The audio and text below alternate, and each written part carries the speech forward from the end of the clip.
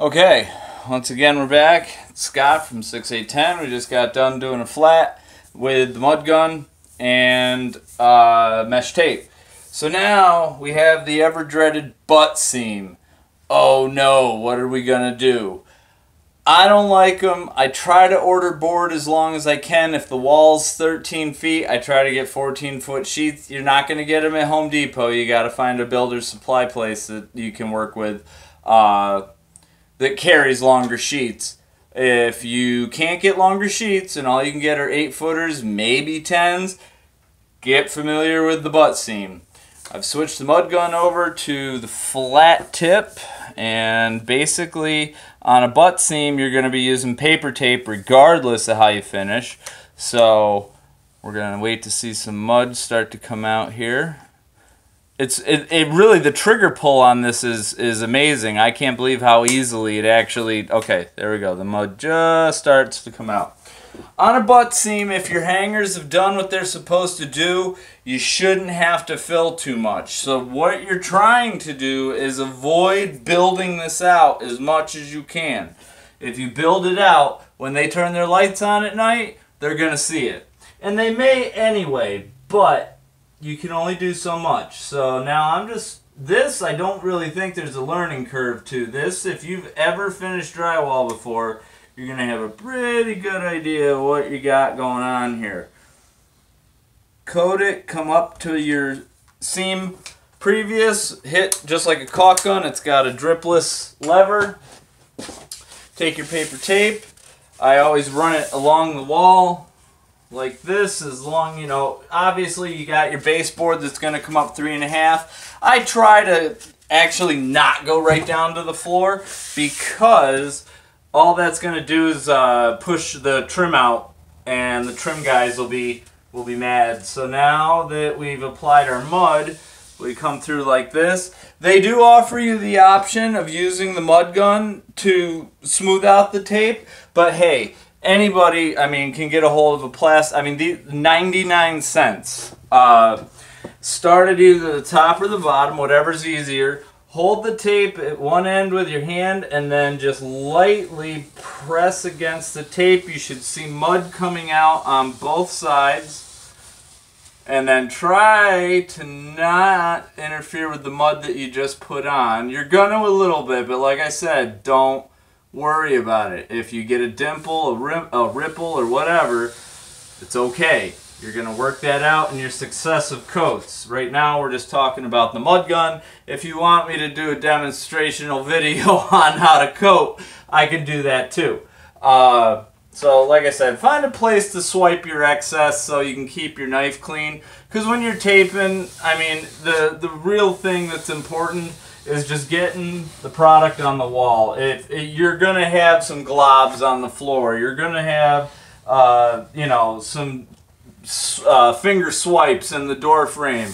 So, okay, there we go. I just came down. That was all applied with the mud gun. I smoothed it out with a plastic 4-inch knife. Whoop-de-doo. Alright. Now I'm going to take the mud gun again, and I'm going to come over top of it. And I'm just going to kind of guide this along. I'm going to take a less is more approach here. If it was me on the job, I would probably take an 8-inch knife to this, but because all I have is the crappy 6-inch knife from around the house, I'm just going to come up the seam and just apply the mud that came out of the gun, and then try to end in the middle of that flat. Go back down to the bottom with the width of the knife that you had from where you finished before. If you have a little streak, a little air bubble, a little dimple, sometimes you got to swipe your knife clean to get it back to a fresh edge. And then flexing the knife in the direction of the edge, feather it out. You will see the tape, and that's okay. As long as you feather it out. You can see the tape, that's okay in this particular circumstance. Mess with the center a little bit if you have to. Maybe it's hard from the day before. And then just come down your butt seam And that's basically it. Walk away. Tomorrow's another day. You'll take a bigger knife or feather it out further. Here I go. You just caught me not taking my own advice, futzing with the middle when I don't need to be doing that. So now that we've done a butt seam, basically the process is exactly the same to come down the flats. For you guys with your bazookas and finishing boxes, you're just going to come into the corner, you're going to follow your factory edge, you're going to keep, I don't think it's necessary, like if you miss a little bit, no big deal. Just the important thing is you want to have enough mud behind the tape that it actually sticks. So again, take your tape, this is like the world's greatest measuring tape, just take it, run it along the wall, find how long you need it, tear it, stick it into the mud, make sure you're running down your seam, and don't try to press it in too good with your fingers because you're just going to make a mess. Take your 99-cent 4-inch plastic knife, unless you have something nicer, use that, and holding the tape at one end, just pull through. And what you're going to do is just take that down as far as you can. You know, you can get a mud box, a mud trough, you know, for probably about $10.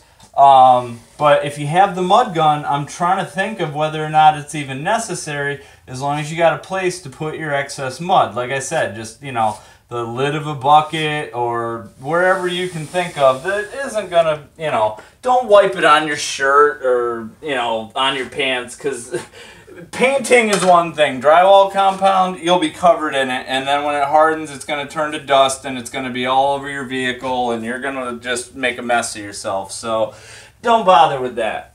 Okay, so now we've done the flat with the mesh tape. Now we've done the flat with the paper tape, so we got to come down that again, just like the butt seam, only on the horizontal. I'm already getting a better familiarity with the gun.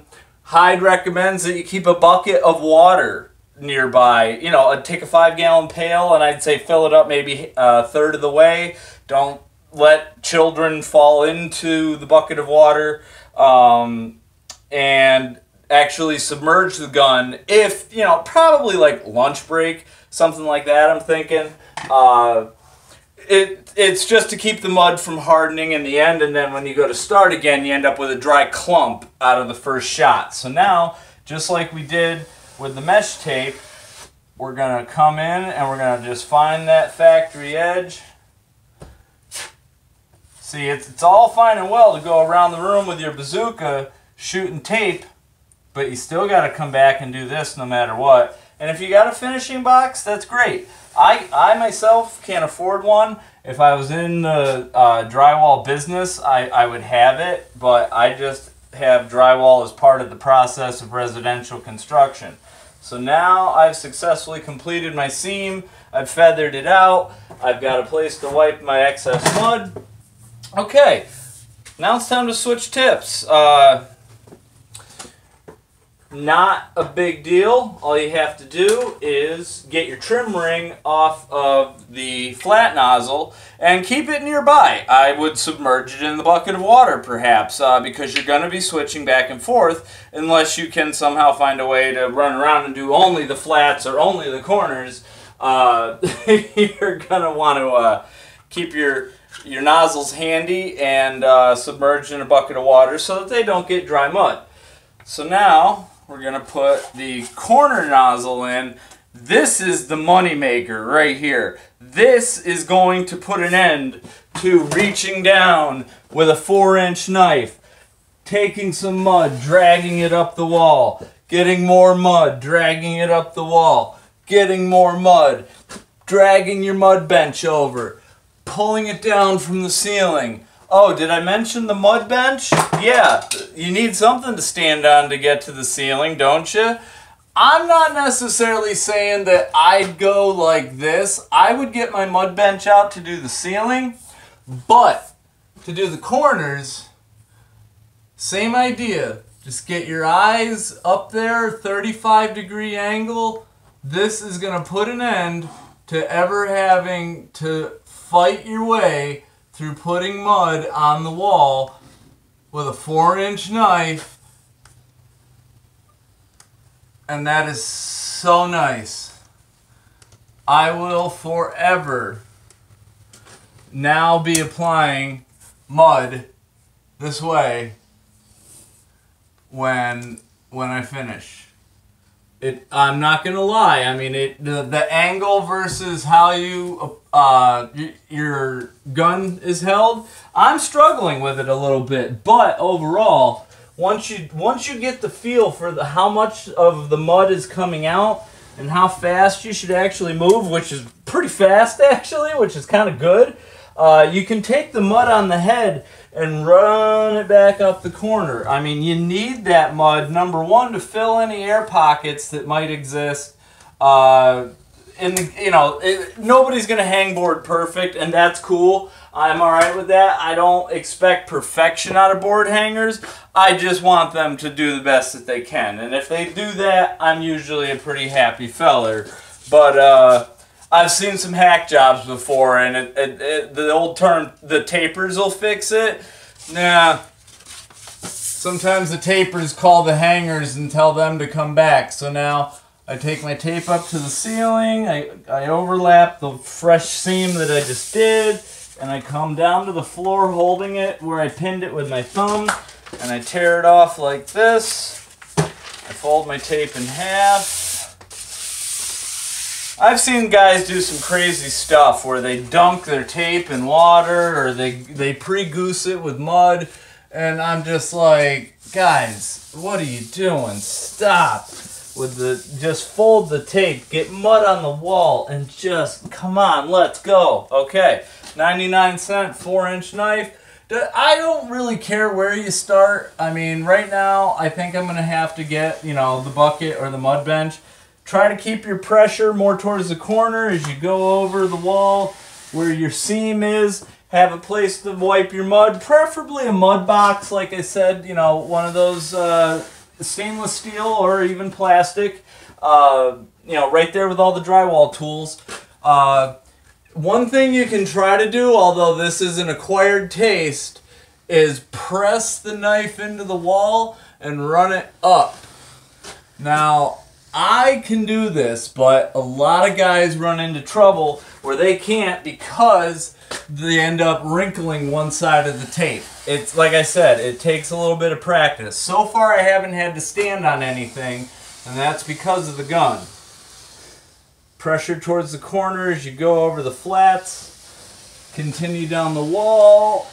And you're gonna get friendly with that pushing out motion when you get to the floor. Because really the only way to push the mud out and bed the tape is to turn your knife upside down and take it down to the floor. And yeah, it's going to get full of sawdust and whatever else it's laying on the subfloor.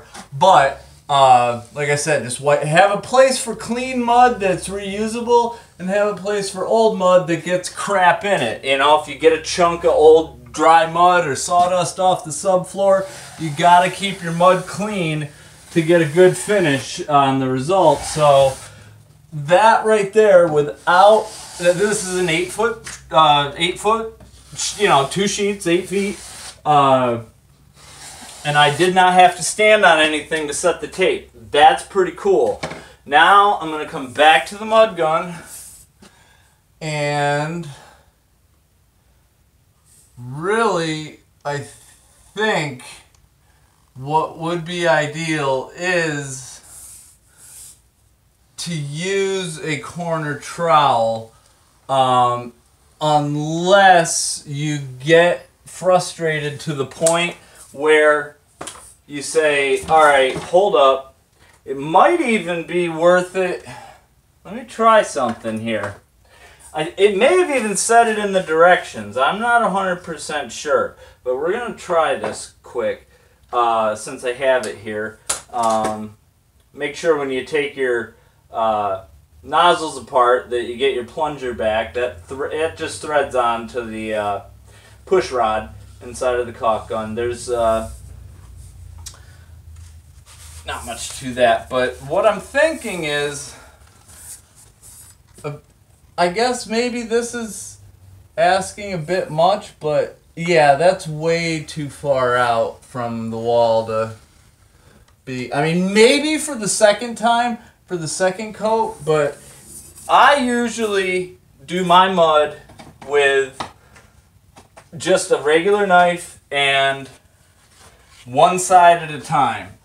So I would go like this, and the important thing is to get all the mud down off of, leave the tape 100% exposed on the one side of the corner, but bury it on the other. I don't care if you leave ripples, waves, whatever, just try to contain your mess to the 4 inches of that knife mark and bury the tape. Use a little bit of pressure, flex the blade, and just run it down the wall. And then the next day or whenever, come back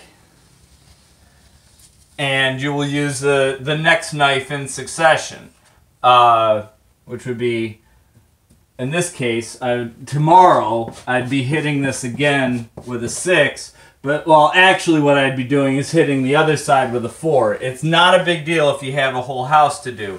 If you have just a bathroom renovation to do and time's a matter, or you just need to get things done, by all means, stick your mud gun back up there, reapply the mud, and then use your corner trowel to get both sides at the same time. Myself personally, I only coat one side at a time, and like I said, you're gonna mess up your seams a little bit. Don't try to get them perfect on the first shot, because all you're gonna do is drive yourself crazy and waste time and product on top of that. So, and one thing I do like to do is just come through and make sure I don't leave too much of a ridge at that 4-inch line. Because what you're going to do when you do get to your 6-inch knife, you're going to coat out past your 4-inch. That's the idea anyway, is that you would take your knife 6 inches wide, presuming this was dry. I'm just going to do this for an example, using some of my reserve mud here. And what you do is come across where you just coated yesterday, let's say, with your 4. Now you've got both sides of the corner done. You come in with your 6-inch knife, and the idea is you don't want to see any of the 4-inch knife mud exposed beyond the 6, and you should have a coat or 2 in your flats by now. You should be able to start feathering those into each other. It will take some practice. Hopefully this video has been helpful in teaching you guys, just not only that it's important to hang right, because you can only finish as well as the board is hung. So, I mean, with that being said, if the board's hung well, little tips and tricks like putting a nail above and below if the paper's torn, dimpling a miss if you pull one out because you missed, lining your sheets every 16, pulling off the factory edge. Say what you will about it, it avoids misses, and I still do it to this day. It only takes a couple seconds, and if you use your T-square right, it'll actually, if you combine the width of the blade of the T-square and the long end, that's actually 16. It's something that you have to think about at first. Worst case scenario, just take your measuring tape off the end of the tape, or off the end of the board, and mark every 16, and then use your T-square and put a line, and then level up on the upper sheet. However you want to end up doing it is fine by me. But yeah, this is what you're going to end up with. Here's our butt seam that's already starting to dry on the edges. It's pretty humid in here. Here's our corner that we did with, I actually have a little DeWalt flashlight in here, just to keep it honest, but I don't know how well that's it's probably too much light. Yeah, but You know, it's not rocket science. There's just a few things that you have to remember to keep it looking right. And one of the things is don't mess with the first coat too much. Just get it on there. Don't put it on too thick and worry about it later. You'll get it on the second coat, and if you don't get it on the second coat, you'll get it on the third. After the third, you're going to sand, and then if you still have a problem with it, you can touch it up after primer. Don't worry about it in the first coat. So that's pretty much it for me and the mud gun. I'm pretty happy with it, I have to say. As far as the mud packs go, super easy. Cut the end off and squeeze the trigger. The mud flows. It comes out. I didn't get a chance to adjust the nozzle, but that's really for finer coating. I suppose I could knock it down to a 5 and pretend it was a second coat, but we did 1, which was what was recommended, to go flush to the factory edges of the board. Nail holes and screw holes, you just do those with your 4-inch knife for the first 2 coats, and on the third coat, some guys like to just go right down from one nail set to the other in a streak, and then swipe it off. Other guys like to just only cover where the actual screw head is. I didn't do any of that, just for the sheer sake of it has nothing to do with the mud gun.